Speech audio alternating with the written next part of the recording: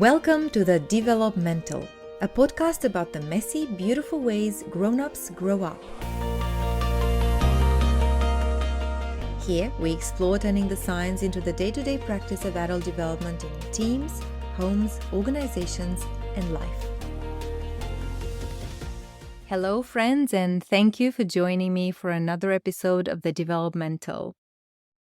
This is a very special and emotional conversation for me with a very dear friend, Belinda Forman, who is generously going to invite us to consider how adult development can actually touch one of the most tender spaces in our lives, our relationship to our own health and ultimately to our own mortality. Belinda has been navigating a very profound journey of healing from cancer over the past 12 months, one to which I was privy as her friend, and one which was not just a medical journey, but a deep self-discovery and self-growth journey. Belinda is a practitioner of adult development who has chosen to bring this mindset into one of the harshest trials of her life. In this conversation, we explore the process through which she has gone and the powerful lessons of wisdom she has learned along the way. A little bit about Belinda. She is a seasoned people and culture professional with a diverse background in coaching, L&D, team experience, and culture development. She's based on the Sunshine Coast in Australia and has a passion for helping individuals connect with their purpose and values, empowering them to lead more powerful and fulfilling lives. Belinda and her husband Matt have spent the last 15 years building and growing a business in the tech space. They have been creating environments where individuals thrive, both personally and professionally, and have strived to take the same ideas and values into their own lives. The story of Belinda's cancer journey is probably one of the most powerful examples I can think of walking the talk of adult development, taking these lessons into the hardest moments of our lives and helping turn these hardest moments into profound, valuable lessons for lifelong growth. I will let you draw your own conclusions from our conversation. I'm hoping you find at least as many insights as I have in Belinda's story. So here it is.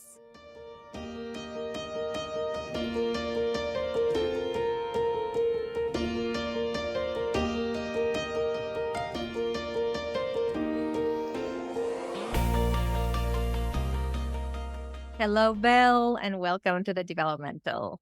Hi, Alice. Good to see you here again. Oh, so good to see you. I feel a bit emotional even putting the recording on and thinking that we're going to make one of our conversations public. I'm excited. I'm excited to share. Yeah, me too. I am and very, very grateful that you decided to join me in what I think is perhaps one of the most personal, emotionally deep conversation or topics that I have touched on in the podcast. And I think it's special for many reasons. The topic itself is very special, but then our relationship is also very special because we are good friends who've been growing together and learning from each other a lot over the past few years. So it feels like opening a door into a journey that you've been on and also a learning that both of us have been on. So very, very grateful for you offering us this gift. My pleasure. I'm grateful that you're having me on. It's wonderful. I've shared a little bit about who you are, Belle. This conversation is about a very, very particular, very profound journey you've been on over the last, 12 months? A year now. Yes. A journey through a cancer diagnosis and the recovery from that and all the learnings that have come from that. So maybe I'll ask you in whatever way you want to share a bit of what that has been for you. Where did it start? How did it go? And how do you emerge from it? And as you share it, we'll start diving into a little bit of the developmental learnings from it? Because you're an expert in adult development. You use it a lot in your work, and you brought it very consciously into this journey as Yeah. well. Yeah. Well, it started 19th of January last year when I went for a colonoscopy and found that I had a 4 centimeter tumor surrounding my rectum, and that had gone out into my lymph nodes and was pushing up against the back of my cervix. The only signs that I had was I had a bit of rectal bleeding in sort of end of October, November the previous year, and it took me a while to get into habit. So yeah, once I found out, it was the usual. You've got cancer, the shock, fear, the anxiety, all of the stuff that sort of comes up when you faced with a life-threatening diagnosis. So it was a big learning for me to be able to sit in that and just let myself feel everything. I'm a very driven and ambitious person usually. So I usually want to jump onto what's the plan? What are we doing? Let's get this done. But really sat with it for a fair while to just feel through all of the emotions that were going through me and that were happening around me, to the people around me. I guess what I got while sitting in that at the start was really understanding that I had all these years of experience and knowledge that I had in my head that I'd been able to help people with. And all of a sudden I've been given this opportunity to start really using them on myself in a really deep level. And that was such a gift in itself, to be able to have those tools going into it and knowing that I was really well prepared for what to come. So that was sort of, I guess, the first stage of it, of being able to sit with it. And then as I've sort of moved through that sort of next part of having radiation to try and shrink the tumor, and was on oral chemo, different things came up. Fear and anxiety still came up, but there was almost like a deep level of acceptance of that was happening to me was here for a reason. And it was a part of my journey. I had listened to an amazing meditation at the start of the journey by a lady called Sarah Blondin. And the meditation was called Our Soul's Expansion. And that she was like she was reading a poem to me. And it was exactly what I needed to be able to hear to help me fully understand what was being presented to me. So I think once I was sort of moving through that sort of first phase of radiation and chemo and being able to sort of accept that this was a part of the journey, I then was able to take more control and control the stuff that was controllable to me, because I had no control over the outcome, really. I had the hope and I had the vision of what I wanted to be, where I wanted to go, but I wasn't able to control that outcome. So letting go of controlling that outcome, accepting where I was day by day, whatever symptoms, whatever things came up for me, just being able to deal with them and know that this too shall pass whenever something was really hard. Me having that sort of level ofness was really important to me. And I guess another big thing that I saw as I was moving through this was cancer has a very fight mentality, a very hard, like, you're going to beat this, you're going to get this, you're going to win. And that all sort of didn't feel comfortable to me. It didn't feel like it was an energy that I wanted to carry around with me through that journey. It felt like I was trying to push against something that shouldn't be here. Where to me, it was, I've been given this for a reason. If I walk with it and ask it why it's here and stay present with it, I'll get more out of this than I will than if I keep pushing that energy out into the world of that fight.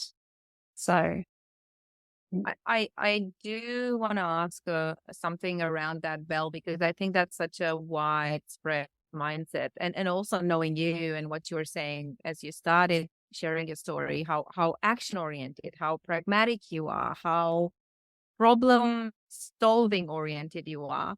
What made you make this decision to begin with, to sit in the pain and the fear and all the emotions that flooded you when this completely out of the blue diagnostic appeared? Like what triggered that decision in the first place for you? I think it was really that when I sort of sat with those different emotions of wanting to fight it or how I should be feeling around this and how I should be reacting, because that's what I'd been taught by society of things, nothing felt right. That didn't feel right with me. So when I sat with it, I believed that if I'm really going to fully embrace this journey and look at this journey as something I need to sit with and walk with through every stage, I had to feel every part. So sitting there and feeling all of the fear, feeling all of the anxiety, and going through that emotion of going, this could kill me. So how am I going to feel knowing now that I've got to face my own mortality sooner than maybe I ever thought I would? What are the things that I'm really scared about? I'm scared about not being there for my kids. I'm scared about not being there for my husband. But all in all, when I sat with those things and I went, oh, you know what? If I wasn't here in 12 months' time, I've had such a wonderful life, have had such a wonderful marriage. My life has been so full with my family. We never know how long we've got. And I just feel so grateful that I've had that. So it sort of let go of the fear of not having enough, because I felt like I have enough and I am enough. So that really helped me just let go of the what if. It let me just be fully present. And if I'm here for 12 more months, then I'm going to make this 12 months as amazing as it can be. But you know what? I know I'm going to be here for longer, because that's the energy that I just kept putting out into the world and just kept pushing and pulling the hope in and pushing it back out again, and sort of just kept flowing through me through the whole process. So yeah, being able to be okay with the things I did not know, or which is quite funny. And as you would know, being okay with fear of uncertainty, which used to be a very big trigger for me many years ago. So it really gave me the opportunity to really test my boundaries and triggers around that fear of uncertainty. And yeah, I think I really embedded it and embodied it like I never have for this journey. Yeah. And what did that do for you, Belle? You said I leaned into it. I chose to, embody and embed the fear of uncertainty and kind of live it instead of trying to get rid of it, and treat cancer as some sort of messenger or some sort of even friend to us in a certain way, to here to teach you something. How did that shape your treatment and your healing journey, versus maybe the choice of just fighting it?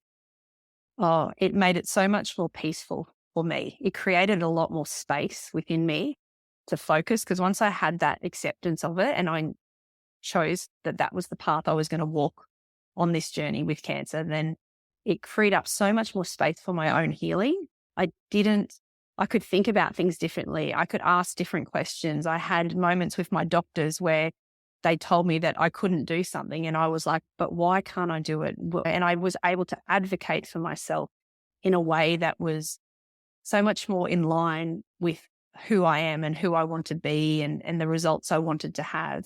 Never disrespecting them as professionals and always listening, but being really able to advocate for myself and having that space to think about these things and to listen to my body. Like, that was a massive thing, to be able to go, well, this doesn't feel good. The amount of steroids they've got me on right now is just it's not right. It's just not right. So going back to them and saying, I need to reduce this. I don't see how this is helping me. And being brave enough to have those conversations. And because I knew what my body was telling me, because I was so in tuned in the present moment of what was going on. Yeah.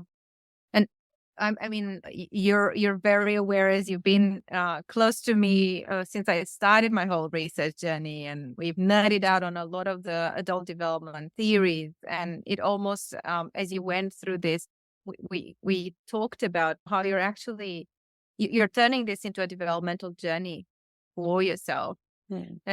And I was curious, how did your understanding of how human beings grow, this whole idea of disorienting dilemmas that really blow up our worldviews and make nothing make sense anymore? And I can't really think of dilemmas more disorienting than a cancer diagnosis, really. And this understanding that you had around how growth occurs walking through these disorienting dilemmas. I was wondering how it's informed, if it in any way, how you chose to relate to what was happening to you, both from a medical perspective, but also from an emotional, psychological, personal growth perspective. If there's anything in particular that stands out for you. Oh, there were many, many things at different times that really stood out for me. The first one was when I did decide that this was the path I was going to take and it was here to teach me lessons. I had a little bit of, I guess, crisis at one stage where I thought, I feel like I'm not changing as a person. I feel like I haven't learnt anything and I'm halfway through. And I remember talking to my psychologist and saying, I'm concerned that if I don't learn the lessons, it's going to come back. Like that was my first sort of thing because I'm here to learn something and I don't feel any different. And she said to me, what can you see around the people around you? And can you see them changing? And I'm like, oh, amazingly, my husband, my brother-in-law, my mother, like so many people were changing around me and growing in ways that were so far from where they would come from. So when I sat back and then looked at these people, I'm like, wow, my experience is making such an impact on these people, whether that was a good or a bad, but if these people were growing and they're like, maybe it's not my time to grow right now. Maybe it's my experience is for them. So I was able to then see this other part of growth, of my growth. I knew it was happening. I just couldn't see it for myself right now. And then as I sort of got down to different parts and I was able to embed, I guess, my learning. When I think about vertical development, I think about me sort of moving from redefining to transformation. And I was sort of in that space of doing that sort of before this happened. And I could see it and I could like see it in other people. But what I got out of it was this almost embodiment of it. So all of the things I went from having word experience in my head to this world experience that's happened in my body of being able to drop into the things because you can read it, you can see it, you can do it, but to completely feel it and just know that then the way you react to things comes from that place deep within you that are just, you're not second guessing yourself. It's just a place that you move from. And I guess when I look back, that's where my biggest form of growth came from, is that my decision making now and the way I approach things is so fully embedded into who I am. It's not a conscious decision to go, I'm going to react like that because that's where I want to move to, or I'm going to do that. It just fully comes from me. Whenever I've got 3 monthly scans and scopes that happen now to check it hasn't returned. And now I just get to a point where I'm just like, it is what it is. Those scans and scopes come every 3 months. I don't sit in anxiety, don't sit in fear anymore. It is what it is. It's a part of my journey. So it's given me that opportunity to really feel deeply all of the learnings that I've had from that developmental stage. Yeah. And it sounds to me, and perhaps for people who are not so familiar with the stages of development, you reference two stages, redefining and transforming, that are both in the post-conventional space of development, but there's, in particular, transforming, there's this capacity that people start to develop where they can inquire and act. So this capacity to almost take a witness perspective on your own life, which I think you're just describing, that capacity to go, what does this mean? What has it got to teach me? Like, look at the pattern that's playing out. And then from that observation, from that witnessing, make some decisions, some very practical decisions, like maybe advocate for a tweak in the treatment with your doctor, or have a conversation with someone close to you, or so it turns into action rather than staying at the theoretical, just observation level. And it sounds to me like you're talking about this balance, or this capacity that you're noticing has evolved in you, where you can observe yourself, but then you can also act on what you've observed. Is that, have I got that? Yeah, most definitely. And I think now the acting part is just it's so ingrained in me that it's just a part of my being anymore, where my observation before, I could really observe it and then I could consciously act accordingly to my observations. But it's sort of more embedded now, where I don't feel like I need to think as much about what I'm doing. It's just, I can feel that flow, of that natural flow in myself is just, it's it's my baseline now. It's no longer something I have to think about too much. It's just where I operate from now. Yeah. What did you notice, Belle? Maybe thinking of some examples can help bring this to life even more for people who might be going through their own deeply disorienting dilemmas or facing their own fears in different ways. What uh, how did your actions become informed by your observations? Like, can you think of a moment where you reflected on something, you took that balcony perspective, and then that actually provoked a completely different kind of choice, a completely different kind of action that you would have taken had you not reflected, had you not done the whole Mhm. cycle of observation and then choiceful, purposeful action? Yeah, I think it was that moment of deciding how I was going to react when I took that sort of balcony view of the way cancer was as viewed as as a modality of healing from it. So of all of those different options I had, you see that sort of, I guess, the fight is that fight mentality. To me, freeze was just not doing anything and just handing all your power over to the doctor. So for me, when I saw those different, a flight to me was just not even acknowledging it, just get it done. I don't want to think about it. So I had to look at all of those things and just go, I need to, I for me feel like this opportunity that I've been given is one, as a friend of ours referred to, Kate, the shitty wrap gift that you never wanted, but you're so glad that you had. So that's the way I saw it. I saw that from very early on, and I know it freaks some people out when I used to say it to them, but to make that decision that this was a gift that was going to help me to become the person that I needed to be on the other side. And Mm, so without this experience, I cannot become that person.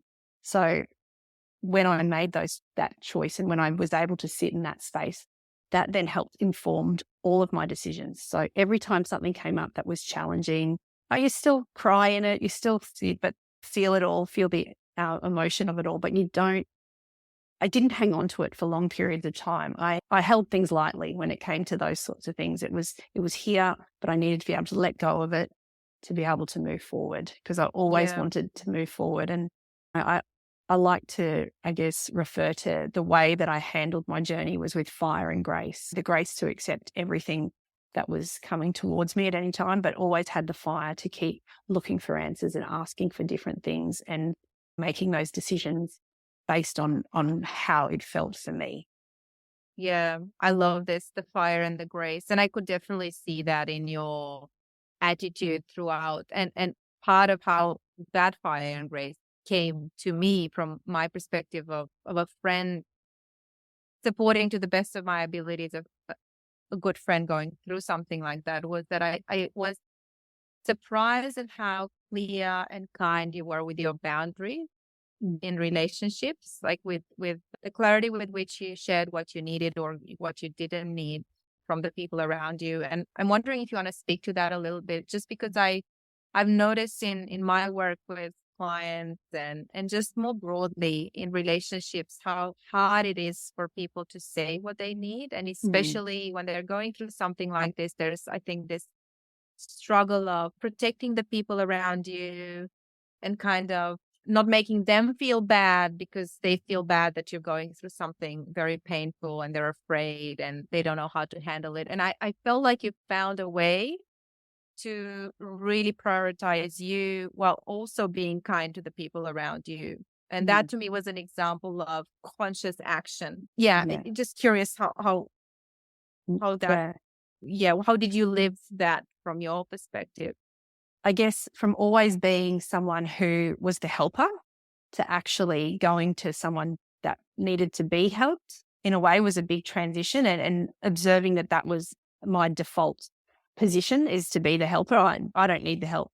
I'm the helper. So when I changed that and observed that that wasn't the way I needed to be, it became very easy for me to ask for what I needed because I was able to also frame it in the way that by me asking for what I need from the people around me who are there willing to help me in any way, I was actually helping them as well, because everyone was just sort of waiting there going, what do you need? What can I do for you? What can I help? So I was able to tell people, can you help me with meals? Can you give me some space? These are the things that I could sit there. This is what I need to help me with my healing in this moment.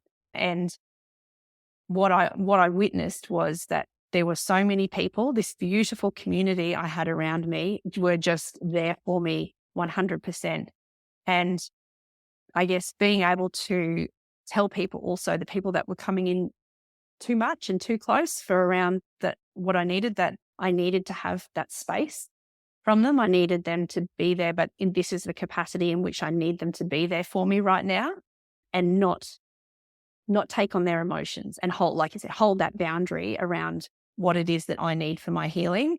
If there were people in my life that were offended by that, that was theirs to deal with. That was theirs. And I didn't have the capacity to help people with their emotions while I was going through that. And so I was very clear with family members that we're trying to help in each way, but I just need them to just step back a little bit and just give me this space. And that's what I need. And that, I guess, didn't seem hard once I'd decided that was what I needed, because I had to focus 100% on my healing, being there for my children in different ways, but also letting them grow and not shelter them from it, and let them become their own person, and let this experience be a part of their story and their growth was also a big part of letting go, as the mum who always wants to protect your kids from everything. But, they're older, they're a little bit more mature, and being able to get them to now reflect on their experiences and what they got out of it and what they saw is completely different to anything I would have seen sitting where I was. So, yeah, I think that none of that, I don't know, none of that seemed difficult to me at the time. And this is what I find really interesting, is at the end of this journey, I looked back and I wasn't depleted, which was really interesting, because most people, when they get to the end of the sort of the radiation, the chemo and the emotional journey of it, I didn't feel depleted. I felt I wouldn't say I was completely energized, but I was somewhat energized by the fact that I held space for myself continuously through the journey. That was my own. And I asked for what I needed when I needed it. So I never felt like I had given too much or I was too exhausted for anything. Yeah. So obviously there's medical symptoms of exhaustion and brain fog and things like that. But just from an energetic level, I didn't feel exhausted by it. And I think that was because of the way I chose to see it through. Would you say this is almost a pattern interrupt, like something that you didn't do before you went through this cancer experience? Like that capacity to have clear boundaries, tell people exactly what you need, not take on their feelings if they choose to not like your boundaries. All of those behaviors were not your norm before. No, 100% not my norm before. I was always putting other people's emotions and situations before mine, and making sure that everyone, obviously recovering people pleaser. So I was able to see, I was on that journey to doing it, but it was like the peace. And I think that's the difference, is that when we cognitively know something and we learn it and we try and experiment with it, we're constantly testing and experiment. But then when it just fully sits in you and you're fully comfortable with everything, it's such a different experience. There's so much more space. I know I keep talking about space, but it's just, I feel like that's what I did. I created a lot more space within myself to hold for myself, because I've always held space for others. That's a part of what I do as work, and that's just a part of who I am as a person. So to give myself back that to myself was just an amazing experience in itself. Yeah, getting goosebumps just sitting here and listening. And also, I know people will listen to this, won't be able to see you, but there's a lot of energy that comes through with the way you describe this massive, massive shift in almost your whole concept of self and how you look at yourself. And I think, and I know you're familiar with the kinds of exercises we do when we introduce adult development to people without talking about the theory. There are these activities where we just invite people to go back 10, 15 years and think of the person they used to be and how they saw the world and the kinds of mindsets that inform their worldview back then, and then shift into the present moment and notice the lenses that are present right now, and then Mm. maybe go into the future into a wiser version of themselves and imagine what is that version, how is that version in the world, what kind of a person am I becoming. And I feel like you're describing this real massive shift in worldview, Mhm. really. 100%. Yeah, I think there's definitely been that's my biggest shift, I think, that I've had throughout this process of letting the fear of uncertainty, like that, letting go of that fear of uncertainty has created space for me to be able to move through the world with fear. Fear is not something that sits in the front of my head anymore of that sort of thing. I'm moving through the world in a different way now. I'm moving through in a more peaceful way. And some people say, like friends, they can't see the difference in me because they've said, you've always been like that. That's who you are, but that's not who I am to myself. So it's been that shift of who I am to myself, not who I am to others. So, Yeah.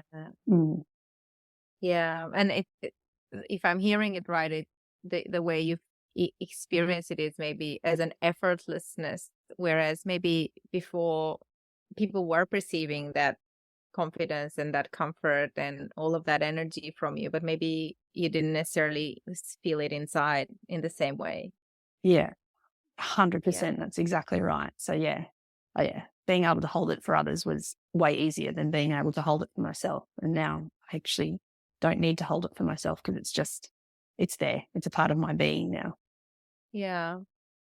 In saying that, Belle, I do want to ask you, because we know from the research that when we are facing these disorienting dilemmas and those really painful so-called edge emotions come up, the fear, the anxiety, and then we're able to sit with them instead of numbing them or running away from them. And we bring something into the equation, another type of emotion that helps us create more space. Like you spoke of hope. You spoke of gratitude for the experience, maybe curiosity. What can this teach you? That doesn't make those painful emotions completely go away. I want to put light on or shed light on this topic because I think sometimes people think of this vertical development journey as this sort of journey towards enlightenment where nothing can touch you anymore and you're completely serene and at peace with the world all the time. And it hasn't been my experience that that Mm. is the case. And I would love to, yeah, invite you to share a bit of what that is for you. Are you completely at peace with the world all the time? Like no more edge emotions, or No, is it a no, bit no. more nuanced than that? Far more nuanced than that. Because just because I got to that space doesn't mean you sit in that space all of the time. It's one of those things where I think when fear or anxiety or those sorts of, I guess, edge emotions come up for me now, I don't sit with them for as long. I don't hold on to them as long. They're still there. And if one is hanging around a little bit longer than maybe another, I can sit with it and I can sit with it for a while and just keep asking. It's like, what is it what's out of alignment? What are you trying to protect me from? And for that, like I'm grateful because without that, I don't think we'd ever see the next level of growth, see the things that are helping us see us expanding. I don't even think it's going up. It's just expanding ourselves into this other part because I got very stuck on, I'm going to be a different person. I have to get rid of the person I was before, but that's not true. It was just, I just shed a layer of myself that no longer serves me. And I just gained another layer. And at the core, I'm still that person that wants to help and wants to please and all that, but I'm not the person who does it in the same ways they did it before. I'm still, so I'm being able to, I've just gained another layer and expanded myself, that sort of soul's expansion, being Soul's able to, expansion. be able to keep creating that. And that's never going to go away. That's just going to keep happening as we grow through life. So I don't think I'd ever want to be just when nothing ever bothers me and nothing ever thing because I love the highs and lows of life. They what make it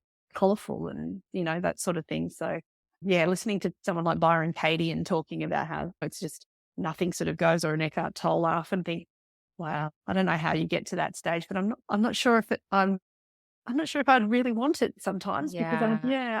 I do love to see those different colors of life that happen in when you learn something. You get a trigger in yourself and you're like, oh, so that's triggered me. Some growth coming there. So that's a good thing. Yeah. So there's almost like this almost practice you're describing where those moments of being triggered or being emotionally disturbed, you welcome them in a different way. You see them automatically as a nudge to inquire, to ask some great questions around what's the learning here for me, rather than, oh, there's something bothersome, a problem that I need to get rid of. Yeah. Yeah. I think that in itself can be, because as we're always trying in this podcast to bring to life adult development, and part of that is what are the practices, what are the things that we actually can do to embed, to embody growth energy in our lives. And I think you've just articulated an example of a practice. What if whenever I'm triggered, whenever I feel bad, I get to sit with those emotions with a bit of kindness towards myself, but also curiosity around, Mm. what is it? What is my body telling me? What do I need to listen to? Yeah. What is this discomfort about that could Mm. be something useful that I haven't paid attention to, but I need to?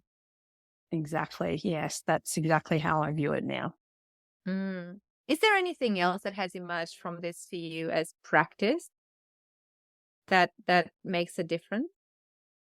Yeah. Look, definitely the ability to know that what's happening sometimes is outside of myself. So I've always gone inquiry looking, and that is a part of who I am. But sometimes the answers and the healing can come from outside as well. So one of the things when I wasn't feeling strong going into chemo, and I was just feeling like I need I need some more energy and support, and I'd send out a message to my community and say, "Hey, I'm going in at 11 o'clock today to have my next round of chemo. Feeling a little bit weak in my energy. Could you think of me at 11, send me some healing vibes or prayers or whatever you want to send my way?" And the ability to sit there and then just to really tap into that, I guess, universal energy of people being able to sending me love and healing.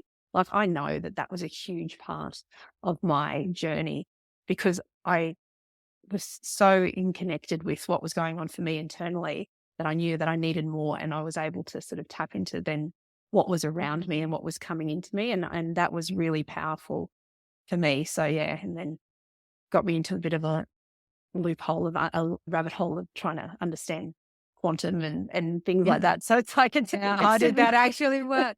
Mhm, yeah, mhm. exactly. So that sort of thing. So, but yeah, that collectiveness of community and energy that help build us. And I think that's really helped me as well, knowing that we have that all the time. It's on tap for us to be able to send out to the people around us, but also for us, it's our job to be able to tap into that. And whether it's asking for help or asking for prayers or what good healing vibes, there's always these things around us that can help us. So you don't always have to solve everything within yourself all of the time. Oh, I love you saying that. Yeah. I love it because I feel, I mean, in my own edges, one of the biggest edges is around what I sometimes call the tyranny of agency. This strong belief that, oh, I need to inquire. It's my job to figure this out. It's my job to, and we did speak a lot about the power of doing that, of owning your feelings, of being curious. But then you also speak of something that for me is definitely an area of development, which I might call surrendering to, I'm out of my depth here. I just Mhm. need help. I just need support. I've got no idea how to solve this. Or I don't have the energy right Mhm. now to solve it.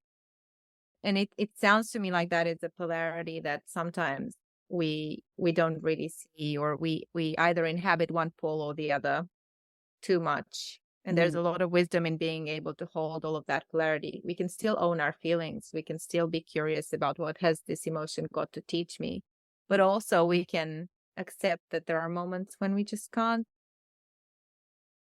Yeah. do it, or yeah, Mhm. we need other people. We need external support of some sort. And both of those are okay. Yes, exactly. That's right. It's Yeah. all a part of, I guess, this holistic life that we lead. It's all parts, not just us. And I think, yeah, sometimes we spend too much time, like you said, trying to figure it out in ourselves. And if we need that help, we've got people that hold space for us in a way that we can talk about these things. But yeah, I think the realization that there's many other things than just this sort of physical as well was really important to me to sort of go on that exploratory journey as well. Journey.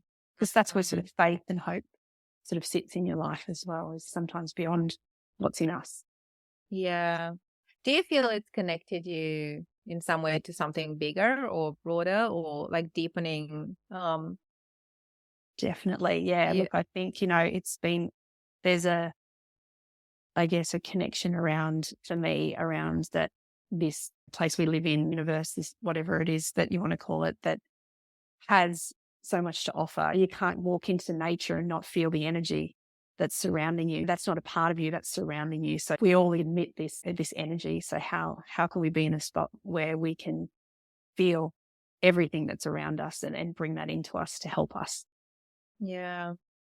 And to me, that kind of breeds a question around presence, because it sounds to me like you really work very hard to cultivate presence throughout this whole experience, with what was painful and what was beautiful and what was enlightening and what was confusing and everything in between.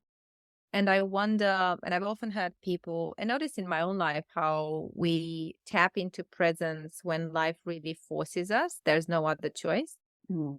But then we very quickly get back on autopilot and almost disconnect from that capacity to stay present in our own lives. Yeah. And I wondered if you've got any thought about Yeah. that, or what your own experience is now that the danger is behind you and you're looking towards the future again. How do you cultivate I those think gifts of presence? definitely harder when you go back into life. I think I went back into work a month after I got my clear diagnosis, and went back into like quite an upheaval at work that sort of had my head spinning around, and I could feel myself moving straight back into that old pattern of busyness and that sort of thing. So creating more space for myself was definitely more challenging than having to go through a challenge every day, hour by hour, to see how you're feeling and that sort of thing. But now it's almost like there's a noticing and an automatic noticing of things that I have that I never had before. Like when I'm putting out the washing, I just got stopped all of a sudden the other day because all of the birds were going outside and they were just magical. And I was just stopped and put the washing down and was there. And I was like, I wonder if this happens every day. And I just have never noticed it. Or I wonder if this is something. And then I did it the next time. I heard the birds again. And I was like,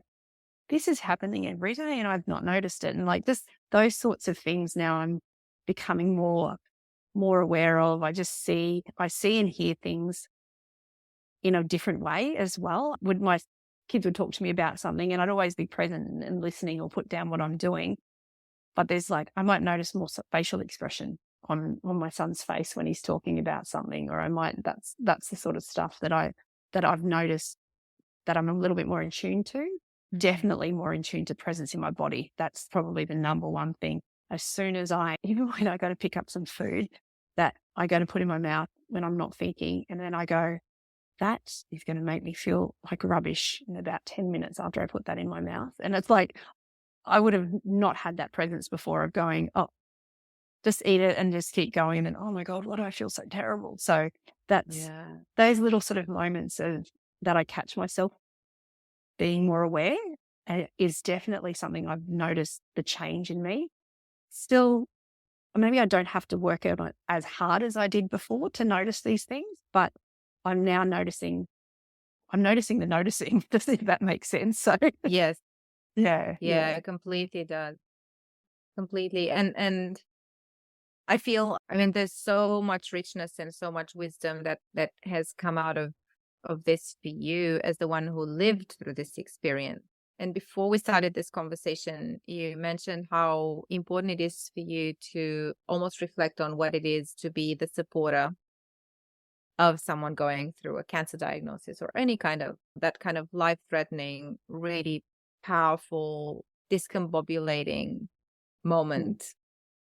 Yeah, I'd love to invite you to talk a little bit about that. And I'm happy to share a bit of my own experience because I was really fortunate to not have very, very close friends go through life-threatening diagnosis before. So it felt like a first for me to have you go through this and go through this in such a conscious way and have those conversations about what kind of supporter can I be? Mm. What is it that I feel like doing that is going to help you, or actually maybe not, and maybe I should refrain from doing it. I had many, many moments where I was unsure Mm. of how to behave or how to really be a good friend in the way you needed me to be a good friend. Mm. And I'll just add that I think having someone you love and deeply care about go through something like this, it is a discombobulating, it is a disorienting experience. It can be a growth experience, like you notice, for everyone around you. Mm. So how can we make the most of that growth experience when life throws something like this at us and we are in a supporter, friend, family role? Yeah, I think that's a big thing because I saw a lot of different people in my life handle my diagnosis in different ways. Some grew a lot through the process. Some of my closest friends stayed right away from me because they had their own stuff going on and it brought up for them. So they couldn't be there for me because they were struggling too much to deal with their own stuff. So I think what I was able to do is to really realize that they were all there wanting to help me and they were all there in a way. No one knew what to say or what to do or that sort of thing. So I was able then to be able to just say what it is I needed. And by me reaching out to those people and asking them for help, it helped them as much as it helped me. But also being able to actually say what you need, because a lot of the time you'll say to people, "Oh, what is it? What can I help you with? What do you need to do?" And most people go, "Oh, I don't know," or "I don't know." But if you can really be sort of asking someone who's going through it, what do you need in this moment? Or what is it that you don't need in this moment? Because a lot of the time, if stuff's frustrating them, they'll know what they don't need. I don't need one more person to tell me I'm brave or courageous. I don't need one more person to ask me how I am. And I struggled with the outpouring of love that I had when I was first there, and I didn't know what to do with it. It made me feel really uncomfortable at first because I wasn't used to that much attention on me. So I needed to do something with this energy that was coming into me. So I had a jar next to my bed where I put a purple crystal. Every time someone sent me a message and I felt like I couldn't respond, I'd put a purple crystal into a jar and I'd send them just a purple heart back. And that's how my people knew that I felt their love and I did it. And by putting that crystal, I felt like I was doing something with it and responding it. So every time I didn't feel strong, I would grab that jar of purple crystals next to my bed and just all that energy and love that was sent out to me is all in this jar for me. So it made it tactile for me. But being able to like say to people, because you never know what the right thing to say is. There is no right thing to say. And so just asking directly, what is it you need? What is it that you don't need? Some people, can I come over to your house and do your washing? Lots of people will say, yes, please do. Some people might say, no, I don't want anyone in my space right now. But at least never take it personally. Whatever they say is just what they need right now. So I think that's really important. When you don't know what to say or you want to contact someone who's going through stuff and you don't want to ask them how they are, just let them know you're thinking of them and you're sending them love or prayers or anything like that. Because that's actually just, if they want to respond, they can respond to you. But, at least you're letting them know you're there.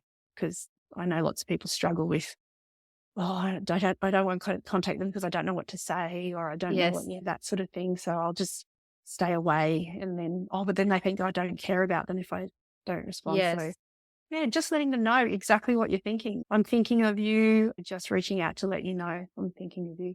That's beautiful and enough in itself. So I think that's probably a really important thing to keep in mind. I'm getting to practice everything on this side of it now with my best friend. Just found out she had breast cancer in December, and now I'm sort of walking with her on that journey to be able to help her to be on the other side. And she's now having these realizations going, I know when I was messaging you every day, maybe that wasn't the right thing. Or now I see when everyone comes and everyone wants a piece of you, it's draining. And I'm like, yeah, all of these things that you get to learn through the experience of it. So yeah, it's definitely helping me too with my healing to be able to help someone else to Someone go, else in. yeah, and be on that other side of the coin and be able to help her from a place of experience, of lived experience. Yeah. And it almost made me think of something that crossed my mind when I just learned about your diagnosis, and I was thinking of all the things I knew would probably not help. Things like, I'm sure you'll be okay. I deeply, deeply thought that in my heart, Mm. but I realized that saying it is not actually maybe the best way to support. And I came to something that I found really useful, and that was, who am I saying this for or doing this for? Am I doing it just to soothe my own discomfort and my own pain and uncertainty and fear for you, for what I'm feeling, for what I might get it someday and I might be in this situation. Like, I think the emotions we feel when somebody we care about goes through something like this are as much about them as they are about us. Mm. So I noticed how useful that question was. What would be useful for Belle? What is useful for me? And there were things that I realized, oh, I'm going to say this just because it'll make me feel better. I'm not going to say it. Uh, or do this because it's going to make me feel better. Yeah. I'm not going to do it. So yeah, it just, that was one big lesson I took from this. And I think the other one that you mentioned, which I think I haven't thought of it, but I think it's so valuable, is what don't you need? And I remember, I don't think I actually asked you this, but we had this conversation. You said, what I don't need is too much. I need space. And we kind of decided, okay, I'm here for you. I'm thinking of you, but you reach out to me whenever you feel like you want to spend time or you need anything, and I'm always here. But I won't nag you every day with messages, because I know that's not what you need. Mm. So I think that's a really powerful, really practical thing we can do: ask people what they don't want, because Yeah. sometimes they know much more clearly what they don't want than they're able to articulate what they do want. Very true. Yeah, that is very true, especially with someone who's going through a really hard time and they can't think properly, and asking them what they need is too hard to think of. So they do know, you do know what you don't need very Yeah. quickly when your head is clouded after having chemo or things like that. So yeah, no, it's definitely been a space of growth for everyone in my life that I've had. And I'm growing and learning as well, because this is my experience, and then now helping my friend, and she's asking me lots of questions about, what did you do? And what about this? And what about this? I'm like, this is what I did, but this is your experience. Like, you have to do it your way and the way you want to do it. I can give you everything that I did, but that doesn't mean, and just because I did it in a certain way and that's what worked for me, don't hold tightly onto my experience. Let it be yours, and just look at every hour, every day of how you're feeling and make those decisions for yourself that feel right for you. And so I think that's been a really good learning, to be able to know that all of this and this conversation is completely my experience. And if someone can Yeah. take something from it, just one or two little things, that would be an amazing thing to be able to help them. But yeah, everyone has their own experience. So you're not helping as much through turning your journey into some sort of recipe that if people follow, it'll be easier for them, but rather in holding space for them to figure out how they need to navigate that Yes, unique experience for them. exactly. Yes, that's it. And this kind of opens up my kind of last line of inquiry, Belle, because you're a coach. You supported people to work through hard stuff before you went through this, and you're going to continue doing it. And I was curious how it's informed your work, how it's shaping how you show up for your client. Yeah. Look, I think the biggest thing I've noticed is that I really thought I was a good listener before. Like, I thought listening was one of my superpowers. In that sense, I think that has just tenfold developed in a very different way. The nuances I hear that are out of my head and more into the space that I'm holding for people, it has changed in the way that I just feel like if you think about levels of listening, if I was listening at a level 6 before, I'm listening at a level 9 now, that sort of thing. Like there's a different sort of, opening that I've had in the way I see and view things. My line of questioning is a lot. I think it was probably more cushioned in the way I asked some of the questions in my coaching, like kind and nice. It was a bit of nicety. I'm a little bit more direct in my inquiry because I think that there's something really valuable in being able to ask a stronger question that's not cushioned with, I guess, softness all of the time, which was my go-to. And now I've seen, I guess, people getting to their results faster because I'm not almost giving my questions protection that I might have given before. Are you? Do you sense what's behind this shift in approach? Like what was motivating the cushioning before, and what kind of beliefs or mindsets are you holding now that are almost giving you this impetus to be a bit more challenging, maybe a bit more frank? Yeah, in I think. how you coach. I think there was a certain sense of me being liked by them that was surrounded by questioning, as that, oh, I like her, she makes me feel comfortable, and that sort of thing, where I guess my more challenging sort of question now that I don't sugarcoat as much, I can see there's a different, it's less about being liked and more about, like I can see a different way they respond there seems to be more power in my clients when they leave rather than more of a sort of, sort of, I guess the energy is different in the way they leave my sessions than before. You're not worried to make them uncomfortable. No, I'm not. And I think that's my growth as a coach, but and as you go through the years of coaching, but there's definitely, I'm much more comfortable with asking the harder questions and sitting with it for as long as they need to sit with it, and not have to backpedal to ask the question in a different way straight away because they didn't quite get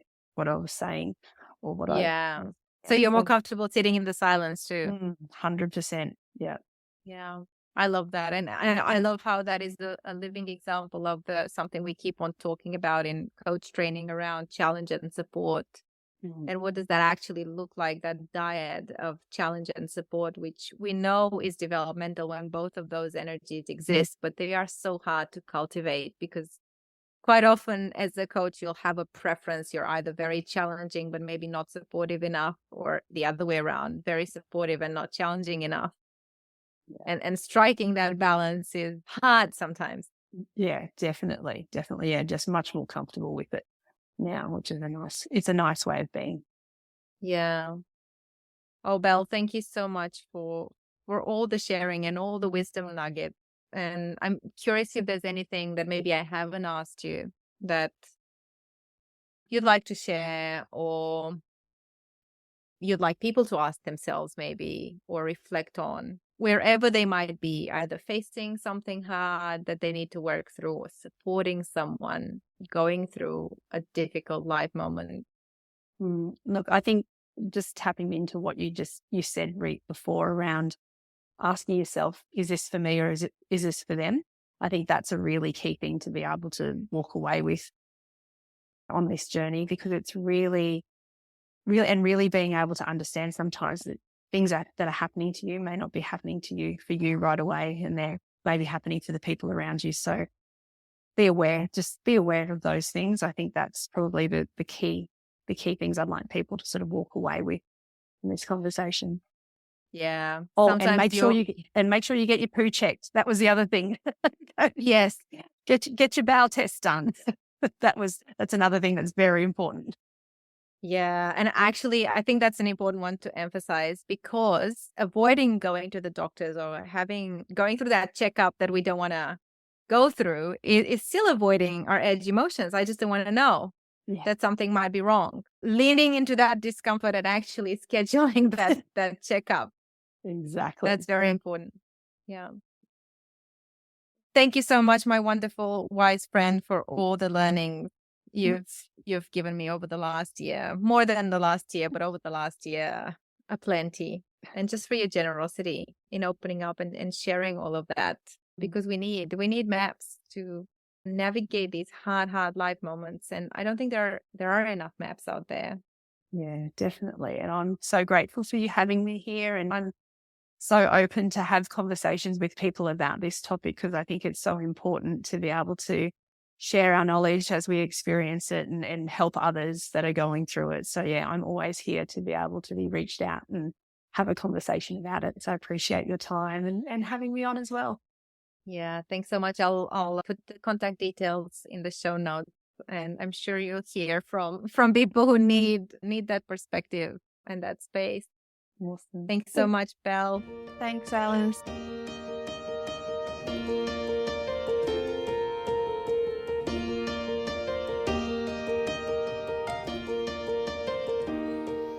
Even re-listening to this conversation to prepare this episode has just made me so emotional all over again and made me reflect on the incredible lessons that Belinda was able to share in such a short amount of time. Lessons that I know took her much longer to get to in her own experience. A few things that I took for myself from her story. The idea that when we go through hardship, quite often the people around us indirectly grow from that as well. And it's very easy to miss the value or the extended value of some difficult, disorienting, discombobulating experience we feel almost alone in navigating. It was just a humbling reminder that we're always part of ecosystems of humans who are impacted by us and who impact us in turn. It made me think of the time and energy that I strive in my own life to spend on growing myself, and how that in many ways is the biggest gift I might give to the people that I love most, my daughter, my husband, my family. Growing myself grows them indirectly, although that is not my purpose in doing that work on self. That was one big insight. Another big insight was Belinda's choice to regard cancer as a gift. A gift she didn't choose, a gift she very likely would have loved not to have had to receive, but a gift nevertheless.